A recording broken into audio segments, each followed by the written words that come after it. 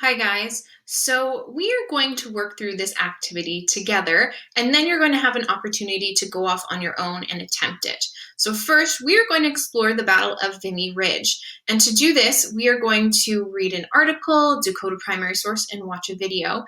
And then with that information we learn, we are taking it and applying it to a historical significance chart. So we're going to do this together for Vimy Ridge. After we're done this, you're going to have your opportunity to pick a battle of your choice and follow the same steps where you explore an article, some type of primary source, and a video, and then you take your information that you've learned and you create a historical significance chart. So let's learn about Vimy Ridge together. When you look at this slide, it says explore this battle, acquire the background overview of the battle by reading the article from Veterans Affairs. So if you click here, if you click on the green, it says Battle of Vimy Ridge, and it will take you to the Veterans Affairs article. This is a very good article. It's very fact-based. It gives you a good overview of the numbers of Canadians who were involved, the steps that they took to prepare for the battle, and what happened during the battle. Then you're going to analyze and decode the primary source, think like a historian, which is a Vimy newspaper activity. So we'll go through this in a minute, and then after you are going to watch the video. So again, they're all linked here.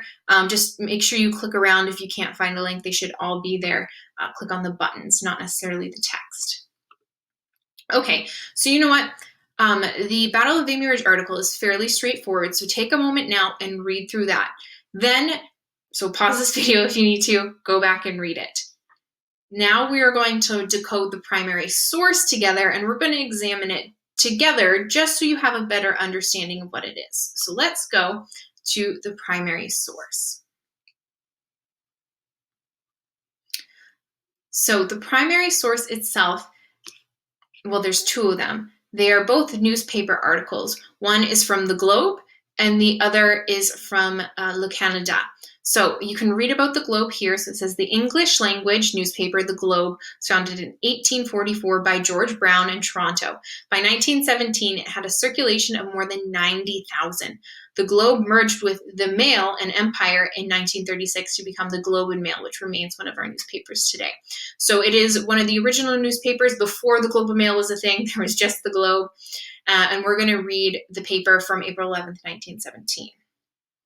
Then we're also going to look at the French language daily newspaper Le Canada, which was founded in 1903 in Montreal, and it has a circulation of about 18,000 and is supported by the Liberal Party. Le Canada was published in Montreal until 1954. So definitely a smaller group of people reading this newspaper as a whole, but it does have a more liberal overview of French Canadians and French Canada.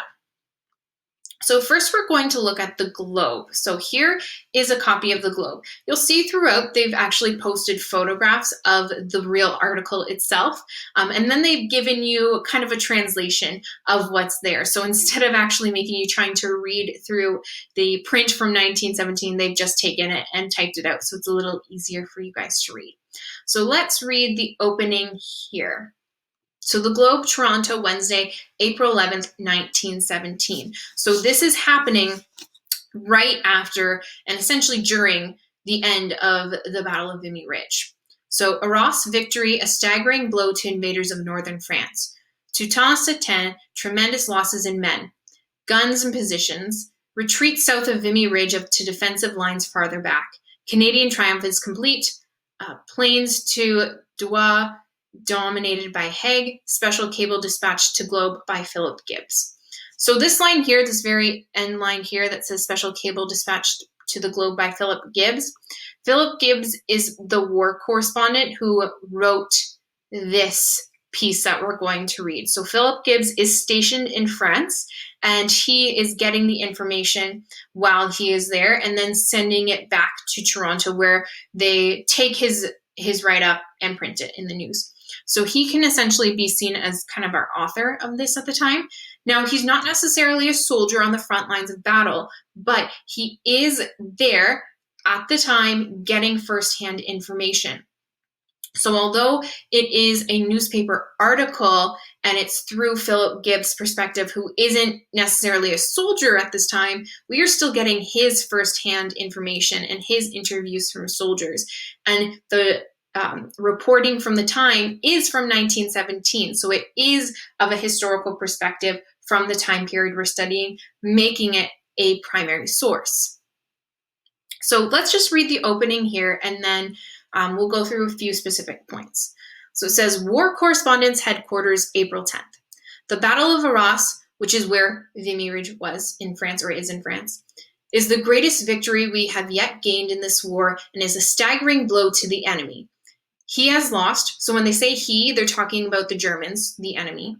He has lost nearly 10,000 prisoners and more than 100 guns, and in dead and wounded his losses are great. He is in retreat south of Vimy Ridge to the defensive lines farther back, and as he goes, our guns are smashing him along the roads. It is a black day for German armies and for the German women who do not yet know what it means to them. During last night, the Canadians gained the last point, called Hill 145 on Vimy Ridge, where the Germans held out in a pocket with machine guns, and this morning of the whole that high ridge which dominated the plains to Douai was in our hands. So there is removed from our path a great barrier for which the French and ourselves fought through bloody years. So right away, we can tell the tone of this article from the opening. The Battle of Arras is the greatest victory we have yet to gain in this war. So right away, we see that historical significance, that this author, Philip Gibbs, is putting the Battle of Vimy Ridge in the perspective from that time period, that in 1917, the English newspapers wanted to spread the idea that this was one of the greatest battles that had been yet to happen in the war. He talks then about how big the defeat was for the Germans and the enemies, and how great the stand was for the Canadians and how they took that last point. So they removed from our path the great barrier for which the French and ourselves fought through bloody years. So we have taken down that barrier that they have been fighting this entire war to get through.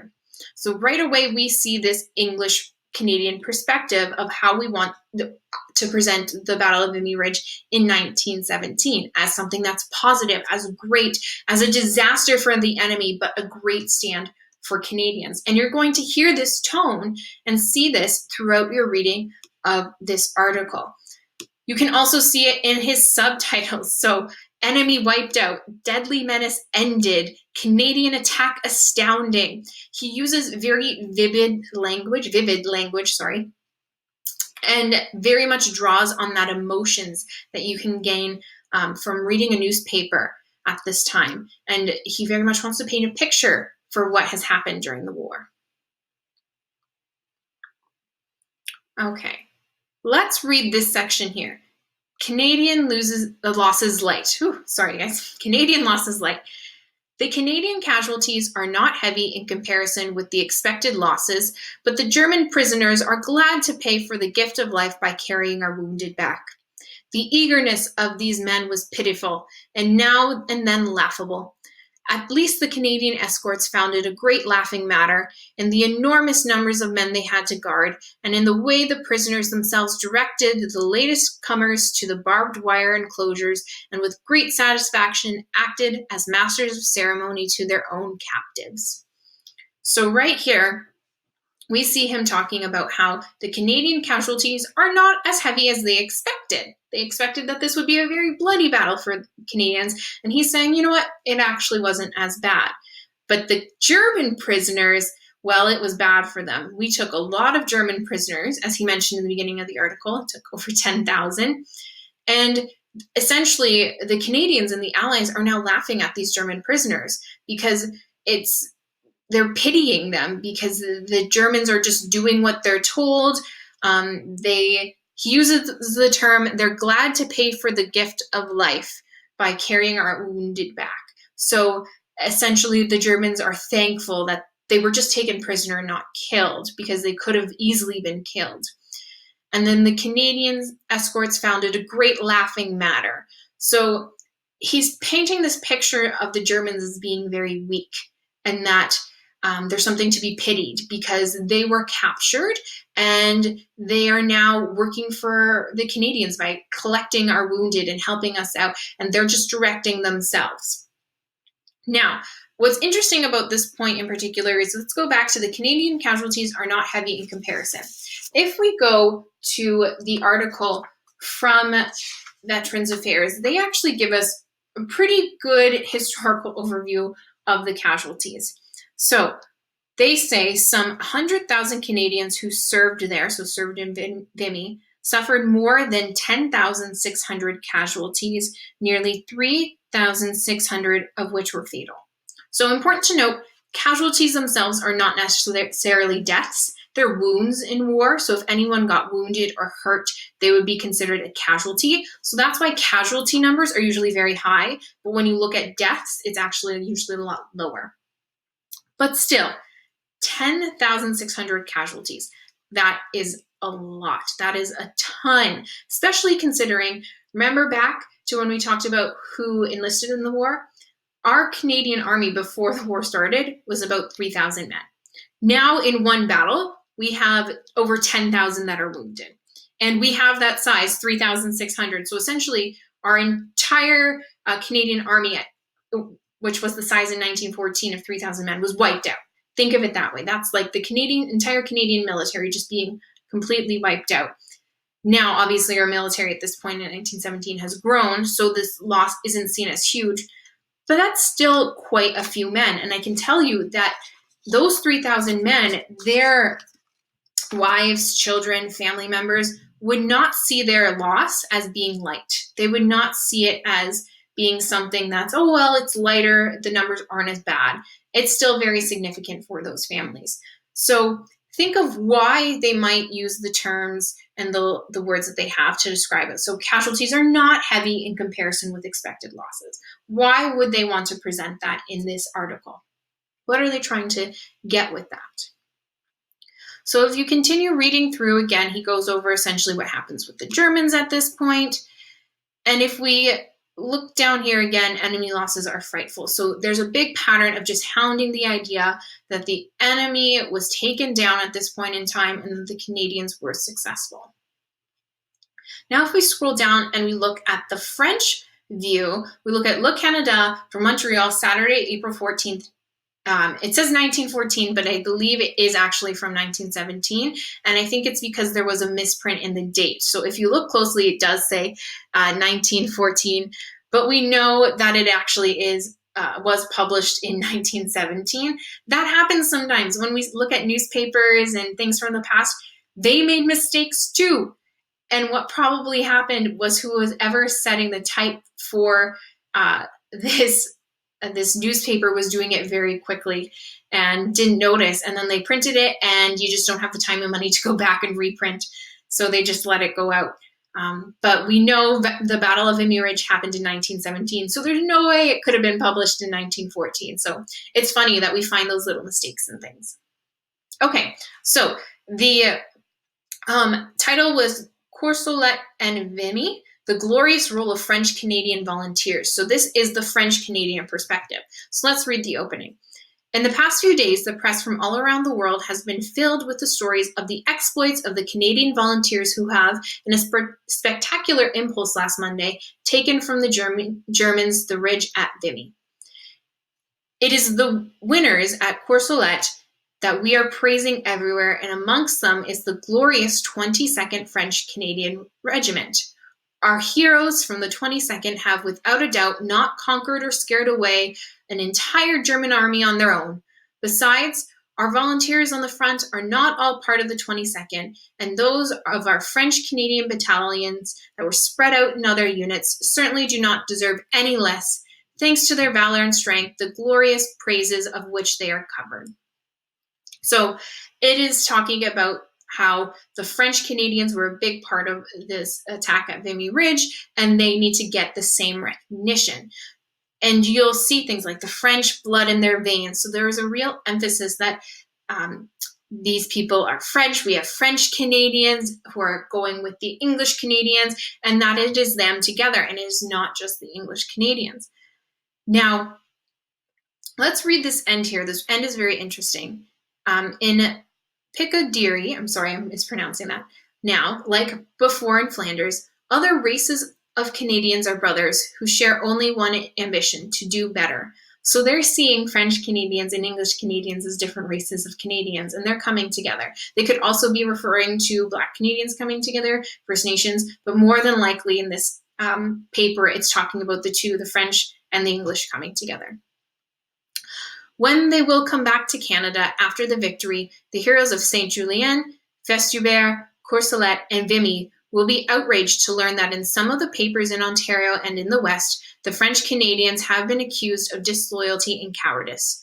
Oh, when they will be back, they will soon have to disprove those who spread prejudice and calumny, some of which wear khaki but do not leave abroad, and they will shame the slanderers who are bribed and financed by the Orange Lodges with the electoral money of the Conservative Party. Glory then to our volunteers of the 22nd and from the other regiments of our Canadian contingents who avenge us so well in the battlefields and who, once back to peace, will still avenge us, thanks to the reputation they will have gained with their comrades of another race. So this is a very revealing perspective of the French-Canadian perspective. We hear that there are people in the West, in Ontario, and probably in the newspapers, spreading the idea that the French Canadians have been disloyal and that they have been cowardly and they have not been doing their part. Whereas this newspaper is saying that is not true. Look at them. They have fought in Vimy just as well as the English. And that the soldiers, when they come back, they're going to face this prejudice and they are going to face this news that they have been slandered in the news and in the media, and they're going to have to prove them wrong, and they're going to potentially have to use Vimy as this. They also bring up the idea with the money of the electoral money of the Conservative Party. There we go. So remember, Robert Borden is conservative. He is an English Canadian, he is prime minister, and he is part of the Conservative Party. This is a newspaper that was supported by the Liberal Party. Remember that from when we looked at the beginning of this primary source. So again, they're trying to show how well the French have done, but there's still that animosity, that's still that conflict between the French and the English. And again, we see this interesting idea that thanks to the reputation they will have gained with their comrades of another race. So they see themselves as very different from the English. We have now this French perspective and this English perspective to look at. So read through both of these primary sources. Let's go back here. Watch this video, The Battle of Vimy Ridge. It is very, very well done. And now we are going to explore the historical significance chart. So we're going to do that in another video. So head on to the next slide and we will explore the chart there.